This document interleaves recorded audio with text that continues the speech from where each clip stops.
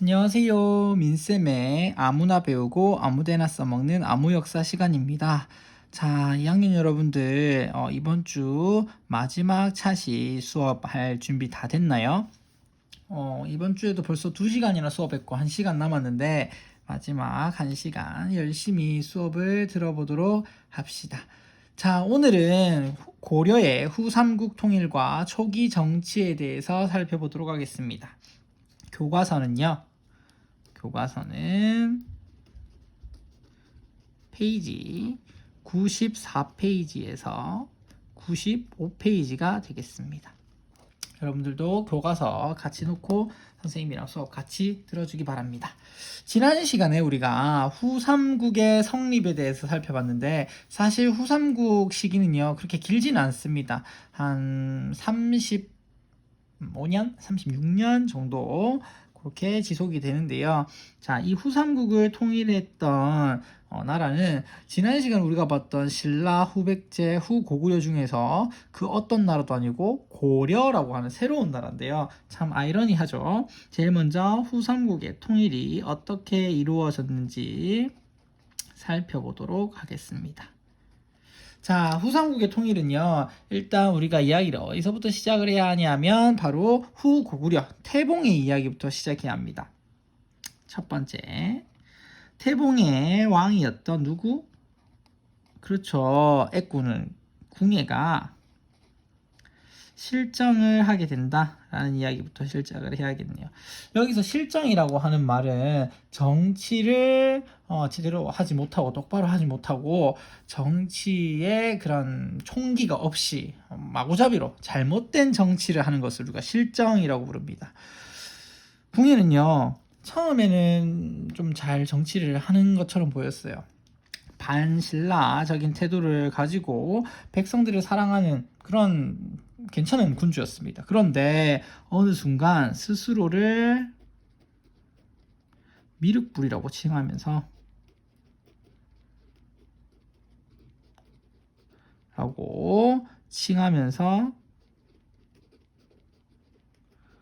포악한 정치를 하기 시작했어요.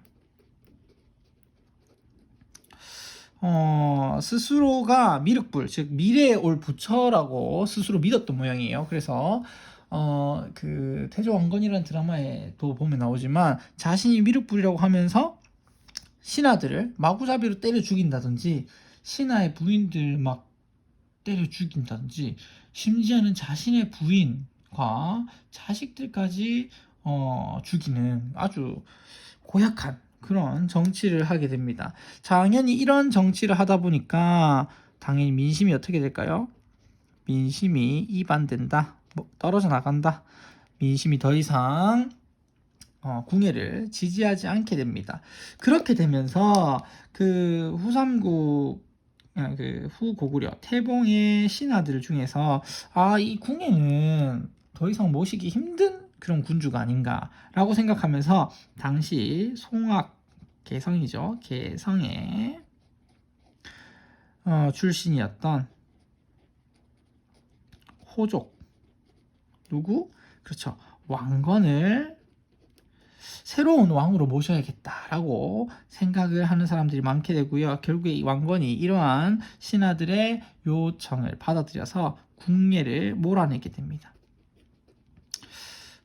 쫓겨난 궁예는 쓸쓸한 비참한 최후를 맞이하게 되는데요. 나중에 백성들한테 돌로 맞아 죽었다라고 알려져 있습니다. 그리고 나서 이제 새로운 나라를 세우게 되는데 이때 국호를 뭘로 정하느냐? 바로 우리가 알고 있는 고려라고 정하고요. 왕위에 오르게 됩니다. 그리고 더 이상 이제 태봉의 수도였던 철원 궁예의 근거지라고 할 수 있는 철원을 벗어나서 수도를 송악으로 천도하게 되죠. 새로운 곳에서 자신의 기반이 있는 곳으로 가게 됩니다. 자, 그렇게 되면서 이제 고려라고 하는 새로운 나라가 등장을 하게 되는데 이제 남아있는 건 후삼국을 통일하는 일밖에 없겠죠. 그래서 그 전에 궁예나 견원과 같이 왕건은요 신라에 대해서 적대적이고 반신라적인 태도를 취하지 않고 오히려 고려는 신라와 우호적 관계를 맺게 됩니다. 우호적 관계를 맺게 돼요. 사실은 그 후백제의 그 견훤이 그 신라를 침략하게 됩니다. 그때 경의 왕이 왕건에게 구원을 요청해요. 근데 이제 구원병이 이르기도 전에 사실 경주가 함락되고 경의 왕은 막 그 술 먹고 막 놀다가 붙잡혀가지고 살해됩니다. 죽어버렸어요. 근데 이때 신라를 구하러 온 이제 왕건의 부대는 이제 후백제의 군대하고 공산, 지금의 대구 팔공산에서 공산 전투를 벌이게 되지만 크게 이제 패하게 됩니다. 이때 이제 그 신순겸이라는 사람이 왕건을 이제 왕건의 옷을 바꿔 입고 자신이 왕건인 척하면서 이제 후백제군을 이제 유인을 해가지고 신순겸은 죽고요. 그 다음에 왕건은 겨우겨우 도망치게 돼요. 이 공산 전투에 관한 대구의 지명이 많이 남아 있는데 그 중에서도 우리 대구 그 지하철 1호선의 마지막 역 설화명곡의 반대편에 있는 역이 바로 안심역이죠. 이 안심이 편안할 안자에 마음심자, 우리가 흔히 안심했다, 진짜 안심이다 라고 할 때 그 안심이거든요. 왜냐하면 막 공산전투에서 져가지고 도망가던 그 왕건이 후백제군을 겨우 따돌리고 이제 진짜 이제 좀 안심하네 라고 했던 곳이 현재 안심 지역이기 때문에 그 지명을 그렇게 지금까지도 쓰고 있다. 그런 것은 이제 우리가 공산 전투로 알 수 있다라는 것까지 여러분들 뭐라 해야 되죠?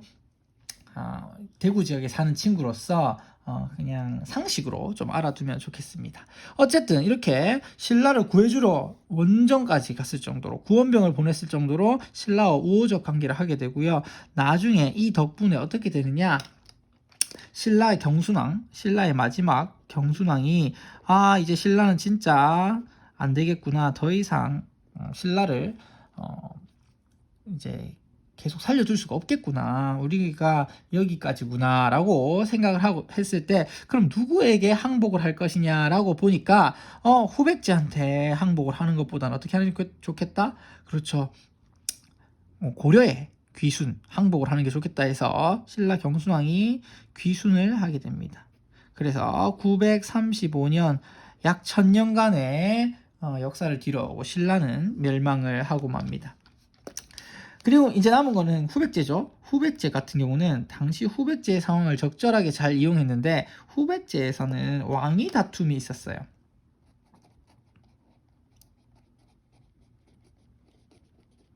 어떤 왕위 다툼이 있었느냐 하면 후백제 왕은 견훤이죠. 근데 견훤에게는 여러 아들들이 있었는데 첫째 아들은 신검이라는 아들이었고요. 그리고 그 두 번째, 세 번째는 조금 그냥 그럭저럭한 아들이고 넷째 아들 금강태자가 있었는데 당연히 장자 큰 아들을 이제 왕위에 물려주는 그런 이제 풍습에 의하면 첫째 아들인 신검이 왕이 돼야 좋았는데 아무래도 견훤하고 좀 잘 안 맞았던 모양이에요. 그래가지고 견훤은 그 네 번째 왕자였던 금강을 그 다음 왕으로 이제 삼고 싶었어요. 그러니까 이걸 알게 된 이제 그 신검이 자기 아버지에 대한 반감이 생기게 되고요. 어떻게 됐냐면 자기 아버지를 금산사라고 하는 그 절에다가 가둬 버립니다. 자기 왕이 되기 위해서 자기 아버지를 가둬버려요. 그리고 견훤이 졸지에 한나라의 왕이었다가 갇혀있는 신세가 된 거예요. 그래서 이놈 안 되겠다. 신검 이놈 진짜 나쁜 놈이다 라고 생각하고 견훤이 어떻게 할까 생각하다가 금산사에서 도망을 갑니다. 도망을 가고 어디로 가느냐? 바로 고려로 투항을 하게 됩니다. 그래서 후백제는 왕위 다툼 때문에 견훤이 어떻게 한다? 고려에 투항을 하게 됐다. 투항을 하게 되고 결국에 우리가 이제 잘 아는 그 마지막 싸움이 일어나게 됩니다. 그 싸움에서 고창 전투라고 하는 전투에서 이제 고려가 이기게 되면서 우리 고싸움 있죠. 고싸움이 유명한 고창 전투에서 고려가 후백제를 격파하고 통일을 이루게 됩니다. 후삼국의 통일을 이루게 돼요. 그리고 또한 그 당시 이제 얼마 안 되었을 때, 시간이 얼마 안 되었을 때 발해가 멸망을 했거든요. 발해가 거란에게 멸망을 당합니다. 거란에게 멸망을 당하자 당시 그 발해의 왕자였던 대광현이라는 사람이 자신들의 발해 유민을 이끌고 대광현이라는 사람이 발해 유민을 이끌고 또 귀순을 하게 돼요.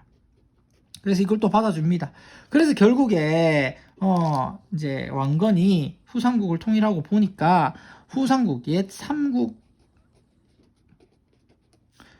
출신 세력뿐만 아니라 고구려를 계승했다고 하는 발해인들까지 포용하게 됐다. 그래서 결국에 실질적인 민족 통일을 이루어낼 수 있었다라는 것이 의미라고 할 수 있습니다. 실질적 민족의 통일을 이루어냈다 볼 수 있습니다. 그리고 이제 어떻게 됐냐? 새로운 세력들이 등장하기 시작했어요.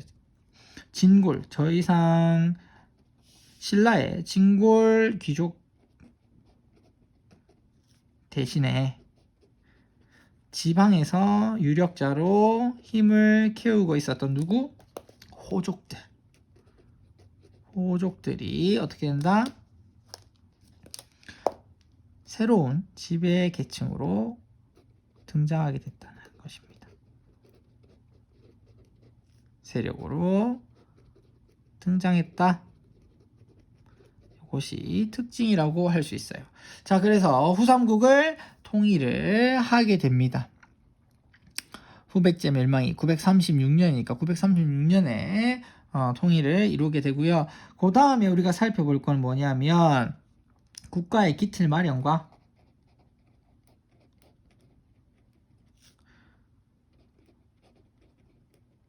왕권의 강화로 3명의 왕을 살펴볼 텐데요. 첫 번째는 태조 왕건, 그리고 두 번째는 광종, 그리고 마지막 세 번째는 성종에 대해서 살펴보도록 하겠습니다. 제일 먼저 국가의 기틀을 마련한 누구? 태조는 그 누구죠? 그렇죠, 왕건이죠. 태조 왕건의 업적에 대해서 살펴보겠습니다. 왕건의 경우에는요, 굉장히 백성들을 이제 생각하는 마음이 뛰어났던 왕이라고 해요. 그래서 일단 백성들에게 세금을 경감시켜 줍니다. 그래서 신라 말에 굉장히 세금 부담이 컸었는데 이것을 다시 원상태로 돌려놓음으로써 세금을 경감시켜 주고요. 그 다음에 각지에 있는 호족들이 힘이 세니까 이 호족들하고 친하게 지내야만 왕건은 나라를 보존할 수 있다라는 생각이 들었습니다. 그래서 어떻게 하면 호족들하고 친하게 지낼 수 있을까 하다가 각지의 호족과의 혼인 관계를 맺게 됩니다. 즉 사돈 집안으로 이제 만드는 거죠. 아무래도 사돈 집안이 되면 더 친해지고 싶어 하지 막 멀어지거나 반기를 들거나 그러진 않을 거 아니에요. 결혼이라고 하는 게 굉장히 집안과 집안을 이어주는 끈끈한 관계니까요. 그래서 혼인관계를 통해서 호족을 포섭했다, 껴안았다라는 겁니다. 그래가지고 여러분들이 좀 들으면 놀랄 수 있는데 왕건의 부인이 자그만치 29명에 이를 정도였어요. 자, 이러한 혼인 정책의 경우에는 왕건이 진짜 29명의 부인을 다 좋아해서 결혼을 했다기보다는 나쁜 남자지만 자신의 권력을 강화하고 호족들을 자신과 친하게 지내게 해서 포섭시키기 위한 그러한 이제 하나의 뭐라 해야 되죠? 수단으로서 그렇게 결혼을 했던 거죠. 지금과 같이 한 사람만 딱 사랑해야 된다 이렇게 생각하는 이 시대의 생각하고는 조금 다르지만 어쨌든 정치적인 그런 계산이 들어가 있었다라는 것을 알아두면 됩니다. 또 하나는 호족을 포섭하기 위해서 사성정책을 실시합니다. 사성정책은요, 성씨를 내려주는 거예요. 주로 어떤 성씨를 내려줬냐면 왕건의 성씨인 왕씨성을 하사하게 됩니다. 그래서 말 잘 듣는 호족들한테는 왕씨 가문이 될 수 있는 그런 명예, 특권을 이제 주게 되는 거죠. 그러면서 야, 너 이제 왕씨 됐으니까 우리랑 잘 지내고 땀만 먹으면 안 된다 이런 식으로 호족들을 포섭해 나갔던 겁니다. 그 다음에 살펴볼게. 사심관 제도와 기인 제도입니다. 사심관 제도와 플러스 기인 제도인데 여러분들 이거는 조금은 기억을 좀 잘 해둬야 합니다. 사심관 이런 거하고 기인이란 거 세트로 외우면 되는데요. 사심관은 뭐냐면 호족 출신의 공신 있죠. 나라를 세우는데 큰 도움을 공을 세운 신하에게 이 사람을 사심관으로 삼아서 자기 출신 지역의 향리를 다스리게 했던 겁니다. 그러니까 좀 완전히 모든 권력을 호족을 이제 꼼짝 마라 하고 뭐라고 하면 좀 이제 호족들이 반발을 일으키고 기분을 상해할까봐 자기 지역에 가서 뭐 할 수 있도록 그렇죠. 자기 지역을 다스릴 수 있도록 민심을 수습하는 정책이었고요. 반면에 기인 제도는요, 이 호족들의 아들, 각 지역에서 내려가서 자기 지역을 다스리고 있는 호족들의 아들을 수도에 데리고 와서 수도 이제 개경에 데리고 와서 이제 머무르도록 하고 출신 지역과 관련된 일을 돕게 했는데 이 기인 제도 같은 경우는 사실 이제 인질 제도라고 할 수 있어요. 그러니까 네 지역에 가서 너 열심히 다스려. 대신 네 아들은 내가 데리고 있을게. 다른 마음 품고 반란을 일으키거나 이러면 네 아들 어떻게 될지 모른다 하는 되게 좀 어떻게 보면 무서운 그런 이제 제도였습니다. 그래서 사심관 제도와 기인 제도는요 결국에 회유와 통제를 한꺼번에 했다. 누구에 대한 회유와 통제요? 그렇죠. 호족에 대한 회유와 통제책이라고 볼 수가 있습니다. 그 다음에 이제 태조는요 외교적으로 이제 고구려의 옛 땅을 굉장히 되찾고 싶어 했어요. 그래서 서경, 지금의 평양입니다. 평양을 굉장히 중요시합니다. 중요시하고요. 그래서 이 서경을 굉장히 중요시 여겨서 이 서경을 북진 정책, 북쪽으로 올라가는 북진 정책의 전진 기주로 삼습니다. 그래서 북진 정책을 실시해야 한다라고 봤어요. 그래서 북쪽으로 올라가다 보니까 영토가 어디까지 넓혀지냐면 영토는 땡땡 청천강에서 영흥만에 이르는 지역까지 영토가 넓어지게 됩니다. 여러분들 교과서 94페이지 있는 지도에 보면 그 발해 유민을 포용했다라는 것 위에 보면 그 마지막 맨 끝에 있는 땡땡땡땡 점무로 되어 있는 빨간 색깔 칠해져 있는 위에 점선 보이죠? 거기까지 넓히게 됩니다. 그래서 청천강에서부터 영흥만까지 영토를 넓히게 되었다라는 것 여러분들이 알아두면 되겠습니다. 그리고 마지막으로 태조 왕건은요 자신들의 뒤에 있을 왕들을 위해서 훈요10조라고 하는 글을 남깁니다. 이 훈요10조 같은 경우는 자신의 후대 왕들에게 지켜야 할 기본 정책과 통치 방향을 제시한 것입니다. 그래서 여러 가지 정책이 있는데 여러분들 교과서 몇 페이지에 나와 있느냐 하면 100페이지에 자세히 나와 있습니다. 그래서 요거 좀 이따가 살펴보도록 그렇게 할게요. 그리고 훈요10조뿐만 아니라 신하가 지켜야 할 도리인 정계라는 책, 그리고 계백료서 이런 책들을 남겨가지고 후대에 지침으로 삼게 이렇게 만들었습니다. 그래서 태조의 정책은 이렇다라는 거 여러분들이 기억을 해두면 되겠습니다. 자, 그러면 그 다음 왕을 얘기하겠죠. 태조가 죽고 나서 근데 약간의 문제가 생기게 돼요. 어떤 문제가 생기냐? 태조 사후에 태조가 결혼을 많이 했죠. 결혼을 많이 했으니까 자식들도 많겠죠. 이러한 혼인 정책의 결과로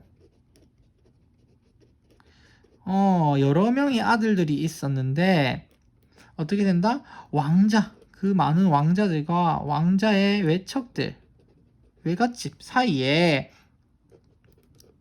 왕위 다툼이 일어나게 돼요. 왕위 다툼이 일어나서 사실은 굉장히 초기에 혼란한 모습을 보입니다. 이 혼란함을 딛고 일어서서 왕이 된 사람이 누구였냐면 바로 광종이었어요. 광종. 광종은요, 이런 생각을 하게 됩니다. 아, 내가 왕이 됐는데, 이전처럼 계속 이 왕위 다툼이 일어나고, 왕의 권력이 약해지고 이러면 안 되겠구나. 어떻게 한다? 공신과 호족 세력을 어떻게 한다? 견제하고, 뭐 해야겠다? 왕권을 강화하는 정치를 해야겠구나라고 생각을 하게 됩니다. 그래서 여러 가지 정치를 하게 되는데요. 첫 번째는 노비 안건법이라고 하는 것을 실시합니다. 노비 안건법은요, 그 호족들의 노비들 중에서 억울하게, 그러니까 합법적으로 노비가 된 게 아니라 억울하게 이제 혼란한 사회가 혼란한 틈을 타서 억울하게 노비가 된 사람들을 원래 농민, 양민으로 신분을 회복시켜 주는 법이에요. 이건 굉장히 당연히 지극히 당연해 보이지만 호족을 굉장히 노린 겁니다. 왜냐? 호족들이 노비를 가지고 있는 것은 호족들의 뭐에 도움이 된다? 호족의 경제력.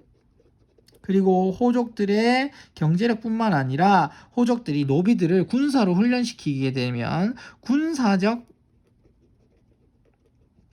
으로 이용할 수 있거든요. 근데 이렇게 경제, 군사 이런 것들을 이제 쓸 수 있는 노비를 호족들한테 야, 너 이거 불법이잖아. 다시 너희들은 양민으로 돌아가 하면서 돌려주면 호족들의 경제력과 군사력의 기반이 어떻게 될까요?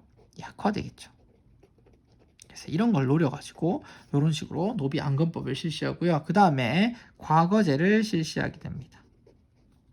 과거제를 도입해요. 후주라고 하는 중국의 나라에서 이제 들어온 쌍기라는 사람의 건의를 받아들여 가지고 과거제를 도입하는데, 과거제는 그런 거죠. 공부를 열심히 해서 공부하는 거 가지고 시험을 봐서 관리가 되라라는 거예요. 그러면 결국에 호족에 뭘 약화시키려고 하는 겁니까? 그쵸. 정치적 입지를 어떻게 한다? 약화시키려고 한다. 뭐죠? 너 예전에 진골귀족처럼 너 호족의 아들이라고 공부도 못하는데 어떻게 관리를 할 생각을 하냐? 너희는 이제부터 공부를 열심히 하고 공부를 잘하는 사람만 뭐 해라? 관리가 되라. 이렇게 딱 얘기를 해보니까 호족들이 띵, 옛날에는 우리 호족이면 마음대로 계속 우리 아들들 계속 관리할 수 있었는데 왜 갑자기 시험 보라고 하지? 우리 아들이 시험 못 치는데 어떻게 하지? 뭐 이렇게 호족들의 정치적 입지를 약화시키도록 노력을 했고요. 그 다음에 호족들, 관리들 사이에 공복제를 실시합니다. 공복이라고 하는 건 유니폼이죠. 유니폼. 그래서 일할 때는 꼭 이걸 입어. 자, 높은 관리는 빨간색 계열의 옷을 입고, 그 다음에 낮은 관리는 녹색 계열의 옷을 입어. 딱딱딱딱 한눈에 보면 네가 높은 관리인지 낮은 관리인지 왕이 알아보기 쉽게 만들어. 딱 이렇게 해놓으면, 줄을 딱 세워놓으면 어떻게 된다? 그렇죠. 왕이 관리들, 이 사람들을 관리하기 훨씬 편해지겠죠. 그래서 왕권을 강화하려고 했고요. 그 다음에 칭제 건원을 실시합니다. 칭제라는 말은 뭐냐 하면 황제를 칭한다는 거예요. 이제 감히 황제로 이제 칭하게 되고, 건원이라고 하는 것은 연호를 사용한다는 거예요. 저번에 선생님이 얘기했다시피 연호의 사용은 중국 황제만 할 수 있는 건데 이 연호를 사용한다는 것은 중국과 대등한 국가다, 황제의 국가다라는 것을 의미한다고 했습니다. 대표적인 연호는요, 광덕, 그리고 준풍, 이러한 연호를 사용하게 됩니다. 그래서 왕권을 강화하고 자주적인 면을 강조하게 됩니다. 그리고 이러한 개혁에 반대하는, 개혁에 불만 있는 공신이나 호족. 이 사람들은 본보기를 어떻게 한다? 숙청한다, 제거한다 이렇게 하는 겁니다. 야, 불만 있는 그 공신들 나와. 호족들 있어? 불만 있다고. 그러면 척척척척 죽여버리는 거야. 그럼 나머지 호족세력이 이 광종한테는 함부로 까불면 안 되겠구나라고 생각하면서 왕권이 강화될 수 있었다라는 거죠. 마지막으로 이렇게 왕권이 강화된 상태에서 이제 초기 고구려가 아니고 고려의 이제 마지막 통치 체제를 완비한 왕이 있었는데 그 사람이 성종입니다. 이 성종은요, 안정된 왕권을 바탕으로 무엇을 했다? 그렇죠. 통치 체제를 정비한 사람이에요. 통치 체제를 정비했다라는 것을 알 수 있는데 이 성종은요, 그 당시 육두품 출신의 세력이었던 최승로라는 사람이 올린 시무 28조의 내용을 읽어보고 이거 참 좋다라고 해서 수용하게 됩니다. 근데 이 최승로의 시무 28조의 내용이 대표적인 게 뭐냐면 유교를 정치 이념의 기본으로 삼아라라는 것인데, 그래서 이 기본으로 채택하게 돼요. 기본으로 채택하게 되고 유교에 따라서 정치를 열심히 하기로 합니다. 그리고 여러 가지 무엇을 하느냐 하면 제도를 마련하는데 대표적으로 중앙정치제도인 이성육부제, 그리고 국자감은 그 고구려의 태약, 그리고 이제 신라의 국학과 마찬가지로 학교라고 하는 거예요. 이 학교는 이제 유교를 배우는 학교겠죠. 이러한 국자감을 설치했다. 그리고 마지막으로 지방에 12목을 설치해서